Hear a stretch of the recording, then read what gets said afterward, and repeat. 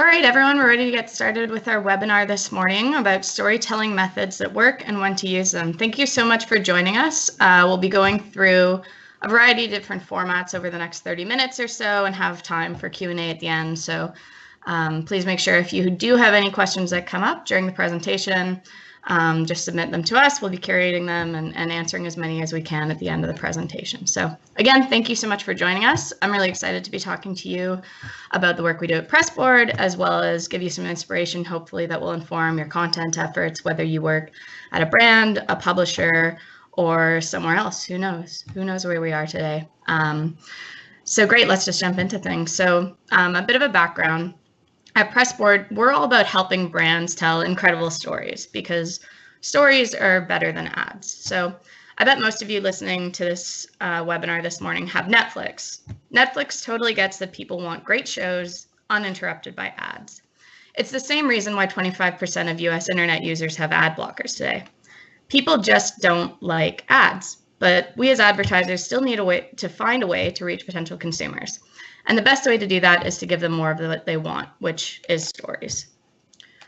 So I run the content studio here at Pressboard. My name is Leah Bjornson. We work with hundreds of advertisers to help them figure out what stories to tell. The goal of this webinar, again, is to inspire you to think of new and innovative ways to tell your stories and to give you a cheat sheet of the kinds of stories that you may want to create, as well as when they're going to be most effective. Again, please submit questions as you like throughout the webinar, and we'll try to get to as many as we can at the end. So our topic today is story format, and why does story format matter? So have you ever wondered why a beautifully written, visually striking piece of content didn't perform as well as you expected it to? The solution may be as simple as changing the style of content you're creating. So audiences engage differently with different content formats, which is something that I'm sure all of us have seen in our different content marketing efforts. So be they bite-sized listicles, journalistic long-form articles, or beautiful photo galleries, people engage with them differently. So for example, a listicle, which is a very common form of story that we like to use here at Pressboard and a lot of our brands and publishers like to use, might be created to promote skimming. So the writer pulls out key insights as subheadings so that if readers can't spend a long time with your story, at least they'll come away with some key messages. Listicles, especially when a number is in the headline, often signal how long it will take to read them. So you might be more inclined to read a story titled 4 Story Formats for Content Success if you have a few minutes in transit, rather than open up a piece like Story Formats to Improve Your Content Success. Why is that? Because the number 4 indicates what to expect, a list with 4 items that will offer tidbits of information in an easily digestible form. So this insight raises yet another question. How do you know which format is the right one for you? So formatting a branded content piece, or any content piece, but especially branded content, requires balancing goals, so for brands that's campaign goals, and audience interest, which can be really tricky. You want to find a format that effectively communicates your company's messaging while still giving the reader something that they're interested in. You also need to factor in, of course, your company's budget, resources, and the available time you have to actually bring that piece of content to life. So to save you some time and effort, which we all know is extremely valuable, we've compiled a summary of the ins and outs of some of the most popular styles of articles so that you can easily choose what kind of content will work well for your brand. So the first thing we're talking about today is listicles. I love this headline, by the way. I love BuzzFeed. I know BuzzFeed gets kind of a hard rap, but where else on the internet are you going to see something like 25 things old people are obsessed with for no reason at all? Ripped jeans apparently tops the list there. Who knew? So listicles are a quickly read and easily digested piece of text, and they definitely take the crown for being the most contested form of digital content. Listicles are criticized by many old guard journalists and media traditionalists who favor a more long-form version of content delivery. But as Contently's editor-in-chief said, we shouldn't be calling for the death of the listicle. Instead, we should be calling for responsible listicling, or the act of making reasoned and selective choices about the information that we include in our listicles. Because a well-written a well-written listicle is really powerful. It serves as a one-stop destination for its audience. It takes a comprehensive yet succinct look at a topic that could appear overwhelming if presented in a meaty block of text. So you look at this story on the bottom right here, cities for the best cities in America for renters right now, talking about rental rates and all of the factors that go into making a city affordable for renters, and looking at 25 different cities is a huge amount of information, but a listicle allows you to present that in a really approachable way for a reader. So when should a listicle be used as a vessel for branded content?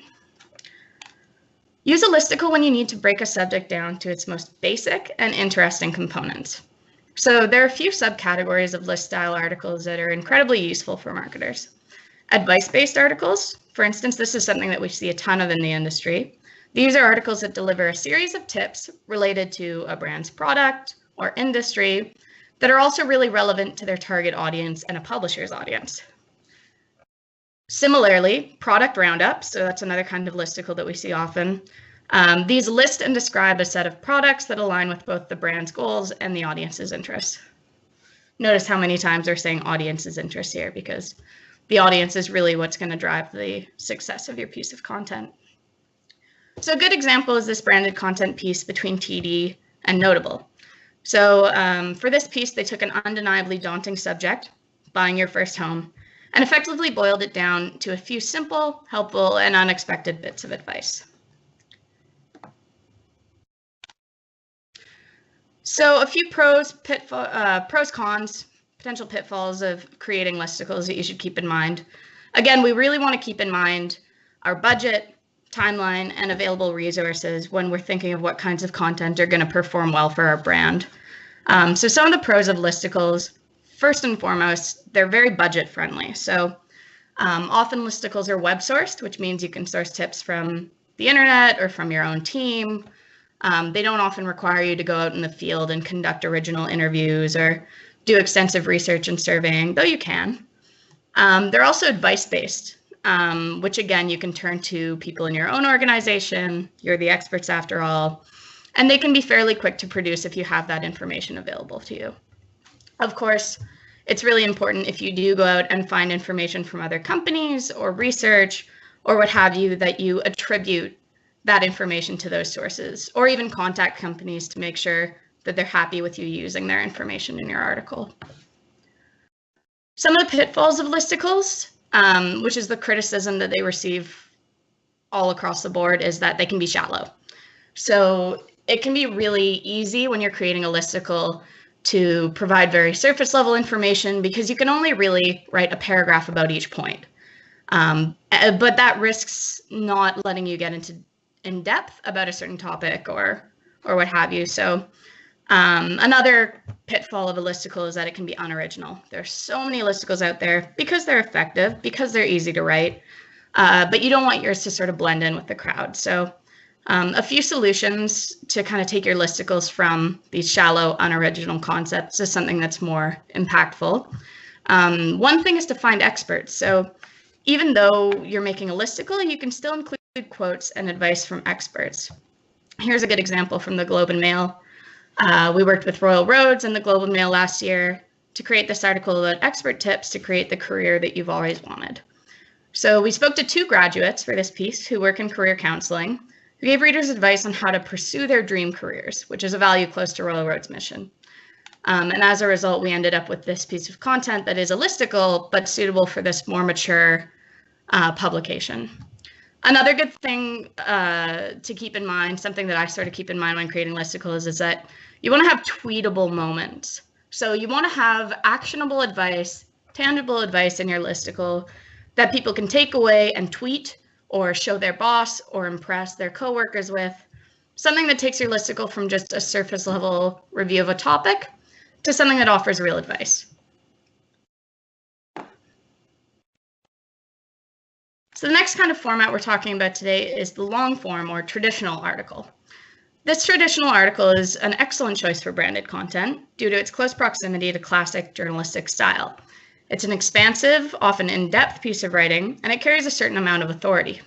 It's familiar. We grew up reading these. It's sophisticated and it's had a long history of success. Journalistic articles, or articles that investigate a topic using sources and interviews, fall under this category, as well as value-based pieces, which are pieces that explore and raise awareness of a cause or issue that a brand wishes to align itself with. So traditional media giants like the Wall Street Journal or the Washington Post have made this format famous, and brands understand its worth as well. For example, here are two pieces, the one on the left, which is more traditional, in-depth look at a solar energy company, and the one on the right, which is a more value-based piece looking at the problem of food waste and how we can solve it. Both are branded pieces of content, but they put an issue first or another company first, and they're investigating a topic that matters to their readers and to their brand values. Oftentimes, the brand takes a backseat to a cause or an issue when you're creating an article like this. So when should you use this kind of format? Use this more traditional style of article when you have something important or thought-provoking to share. So I think a lot of us who are on the webinar this morning have seen this piece of content before. T-Brand Studio worked with Netflix to create this piece to promote or to raise awareness of their show Orange is the New Black. But Orange is the New Black is not mentioned anywhere in the piece. What the piece talks about is female incarceration in the United States and issues related to it, looking at sort of the realities of women in prison. So this piece worked because it took a topic that matters to or interests a lot of people and people who are interested in the show, and it investigated it in a meaningful way. There was no attempt at any point to sell the reader anything, just invest in a topic that viewers of the show would also find interesting. That said, this kind of article, it's revered in the industry for a reason. It was really hard to create, I imagine. It featured tons of original interviews.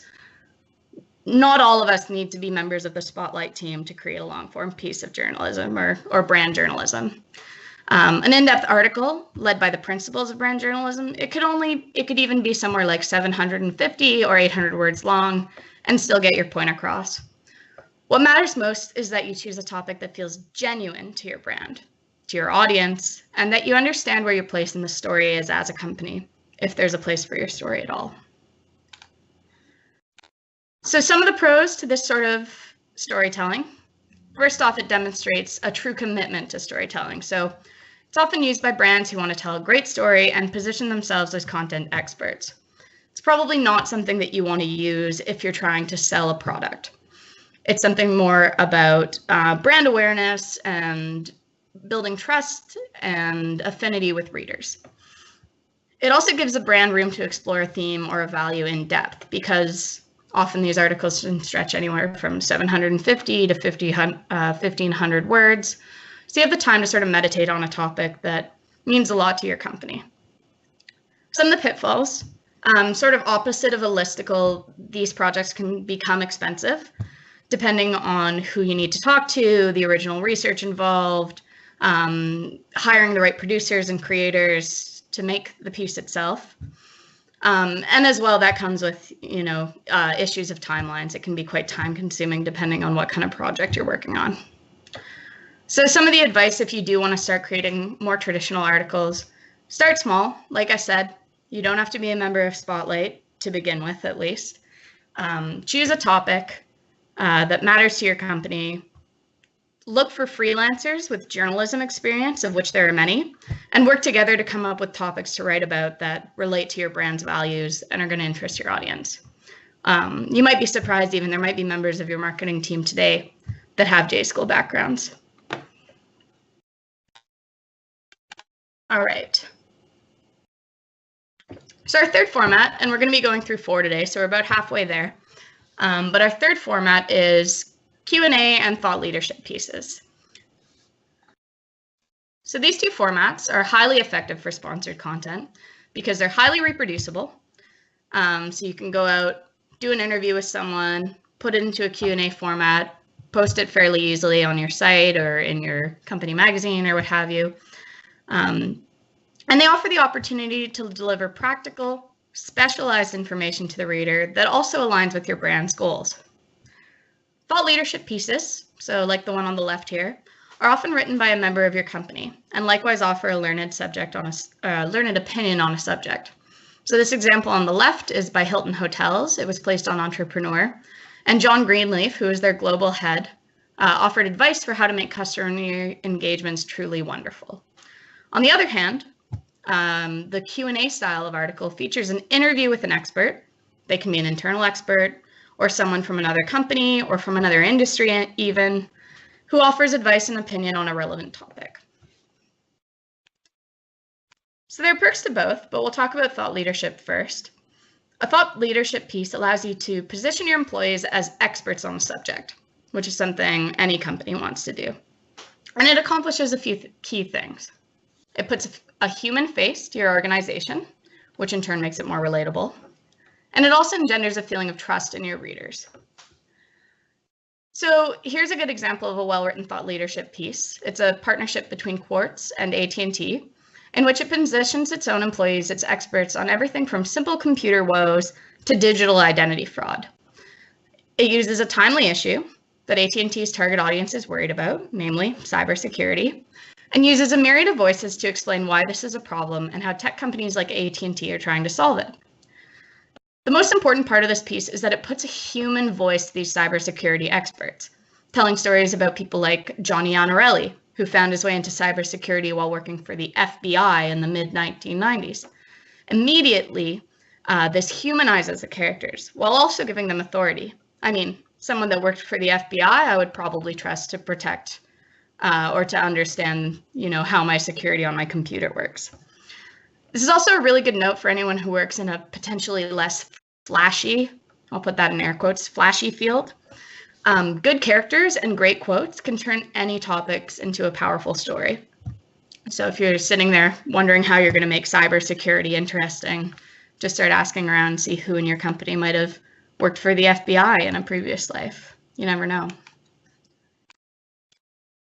So moving on to Q&A pieces, which again, we've lumped together because they have some similar characteristics, but they do accomplish different things. So an excellent example of a Q&A piece is this campaign from BBC Storyworks and Toyota Australia. In the piece, Toyota establishes itself as a brand invested in adventure and exploration, and it draws on the expertise of an interviewee who feels really passionately about the things that Toyota believes in. It's also someone who's relatable and informative. So if you see at the top, this was actually a part of a 4-part series. This is an interview with Chad Carey, but Toyota worked with 3 other sort of outdoor adventure experts to encourage readers to sort of see Toyota as a brand that wants to be outdoors, to play, to encourage adventure. So it's definitely a high-level sort of branding and awareness play. Using external experts can also be a really good strategy because it adds the credibility of whatever brand they have to your own company. So some of the pros, of course, this is a really authentic kind of piece of content. As well, it positions you as the expert, depending on how you want to write your piece, if you want to feature an employee or a CEO or someone like that. In terms of budget and timelines, it's not super expensive to do these pieces. Usually people are interested in getting PR. If you're looking at people within your own team, again, not very expensive unless you're thinking about just their time, but not very expensive to engage them, conduct an interview, and then create a piece. The timeline will depend on who you're interviewing. If you need to arrange an interview with someone who has a very busy schedule outside of your company, obviously that extends your timeline, but usually you can turn these kind of pieces around fairly quickly. Some of the pitfalls, which are kind of pros in themselves, but can be pitfalls. These articles really hinge on character. So if there isn't a good character or story, you need to find a different story.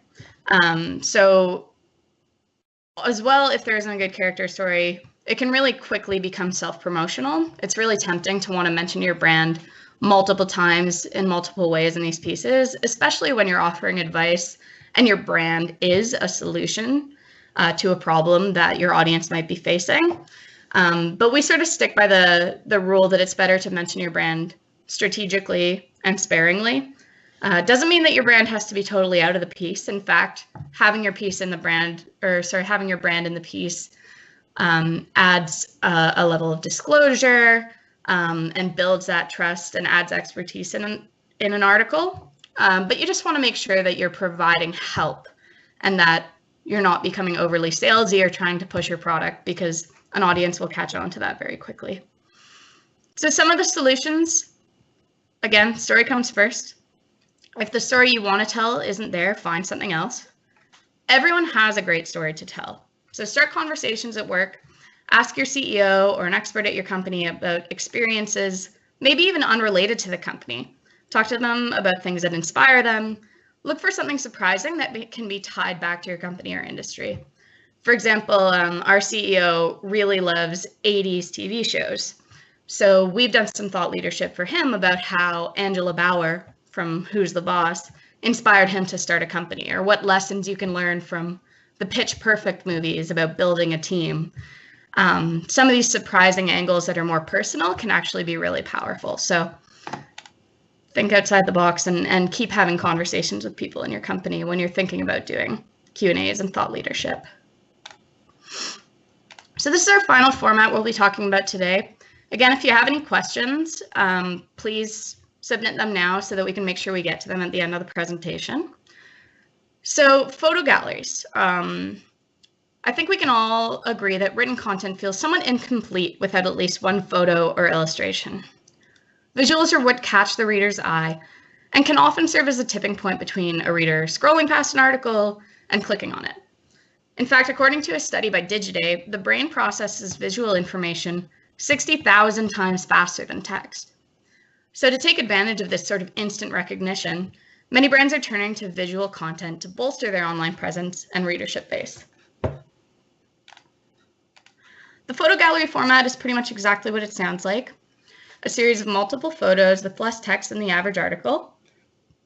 This style is useful when your brand is already creating strong visual content that you think your readers would find inspiring.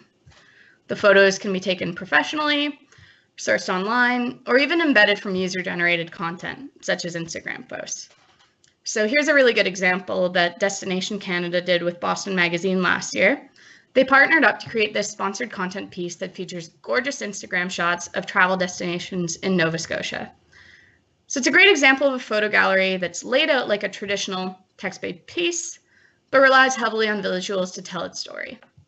As well as you can imagine, people in Boston might not know very much about Nova Scotia, might not be considering it as a travel destination, or their understandings of what Nova Scotia looks like may be misconstrued. So this was a great opportunity to show really beautiful, breathtaking photos of somewhere that maybe is unexpected as a travel destination, but now, because people have seen how beautiful it is and the sort of activities you can do there might inspire them to go.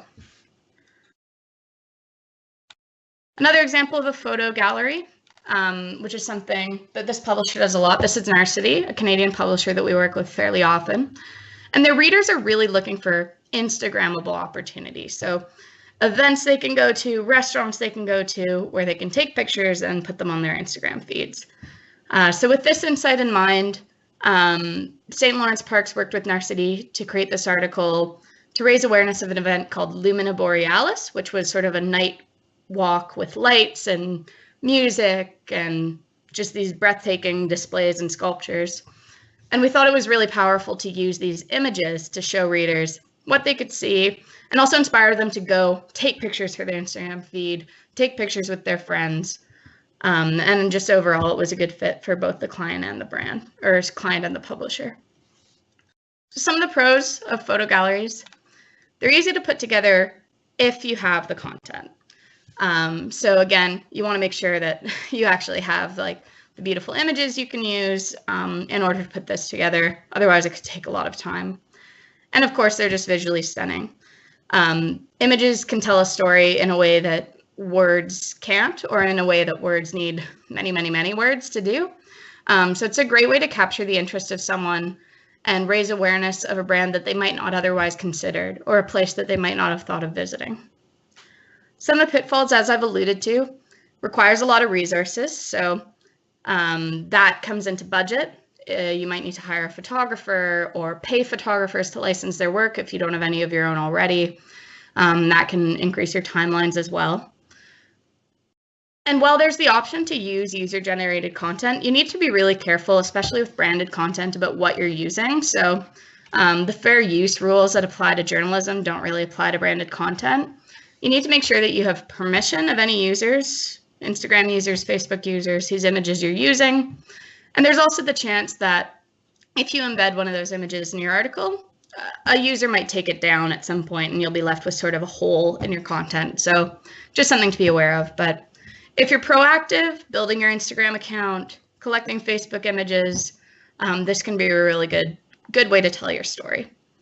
And I have assessed brand fit here. It's a bit of a, I don't know if I really like this piece of advice, honestly, because, you know, when we think of Instagram and we think of image galleries, we think of tourism, we think of food, we think of beautiful images, but any brand can make beautiful images.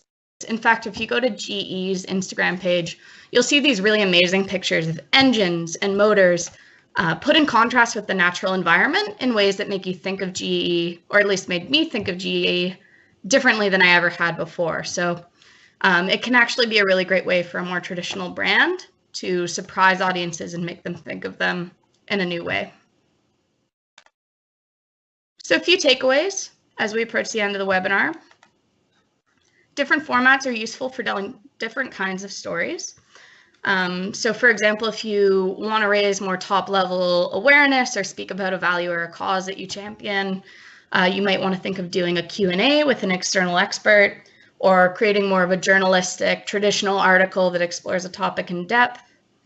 Another great format, if you want to raise awareness of products, maybe you want to think about a listicle, or thought leadership, somewhere where you can position yourselves as experts, offer advice, and then position your product as the answer. And then finally, another big thing that storytelling can be used for is providing inspiration. So photo galleries are a great way to do this, especially if you want to cause readers to think about your brand in a new way. And then, of course, you need to make sure that whatever you're creating is something that you have the resources to do. Content can be as easy or as difficult as you make it. So look internally to your organization. What pictures do you have? What experts can you talk to? What stories are you already telling? And how can you rework that to create great, powerful branded content? And finally, just don't be afraid to shake things up. I know that's kind of a cliche piece of advice, but you'll never know what's working until you try new things. So I would say at the start of your content strategy, try as many different things as you can, see what's working, narrow your focus, but constantly be retesting your content.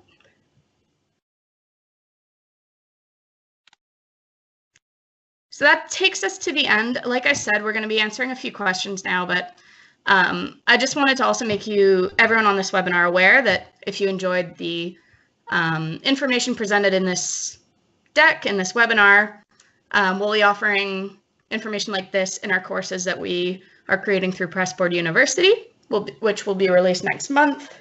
Everyone on this webinar will receive a link to register, so we'd love to see you take some of the courses, become Pressboard certified, and increase your knowledge and understanding of how to make great branded content for your company. Awesome. So I see we have a few questions here. I'm going to take a sip of water because I've been talking a lot and get to some of these. All right. So one of the questions here, this is a really great question about a brand that wants to be relevant and timely, but by the time you get around to approving something like an article, it already feels dated. So what's some advice on turning around an article quickly without sacrificing quality? So this is one of the big challenges with branded content. Just a note to you guys, if you have a hard stop now, we're recording the webinar and it'll be available to you afterwards. So don't worry if you have to leave. It'll get to you at some point. So anyways, back to turning around an article quickly without sacrificing quality. This is a real challenge of branded content because when you're working, especially when you're working with publishers, timelines can be tricky, and it can mean that by the time your article is approved 3-4 weeks later, it's no longer relevant. So One of the things to do, of course, at the start is to choose a format that you think is going to be easy for you to produce. A listicle, for example, as the person who's asked this question has suggested, is a great format to do that. Making your publisher partner aware of your timelines, of course, is really important. They sometimes have advice for what styles of articles can be approved really quickly, or what are some easier things to create. Another piece of advice I would offer brands, though, is when you want to turn something around very quickly, try not to nitpick over the details of the story that don't apply to your brand itself.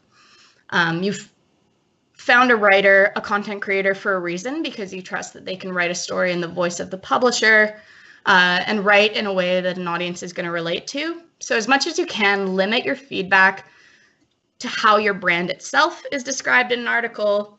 Provide as much information as you can up front to make sure that the writer is really empowered to write a great story.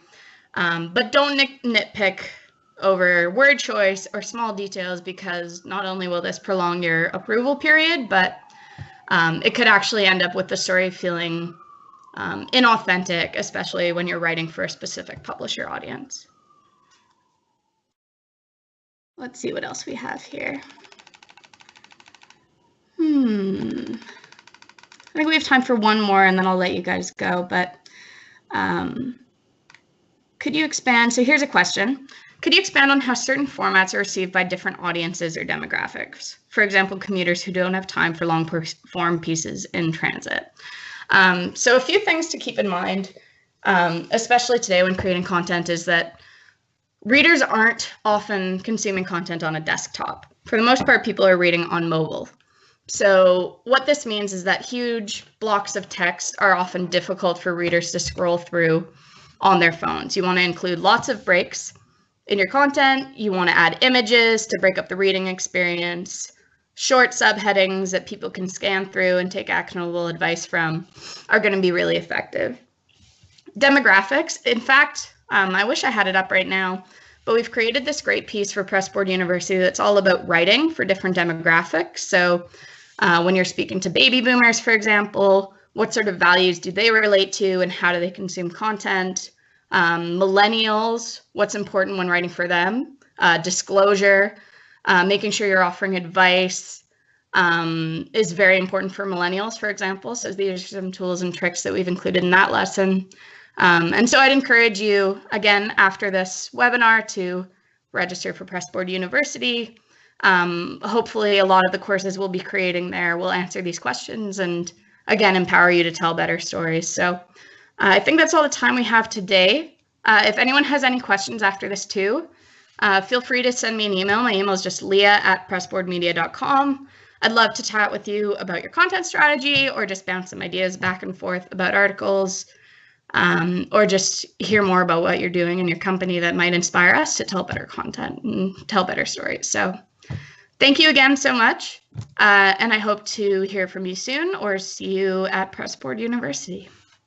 Thanks, everyone. Have a great rest of your day.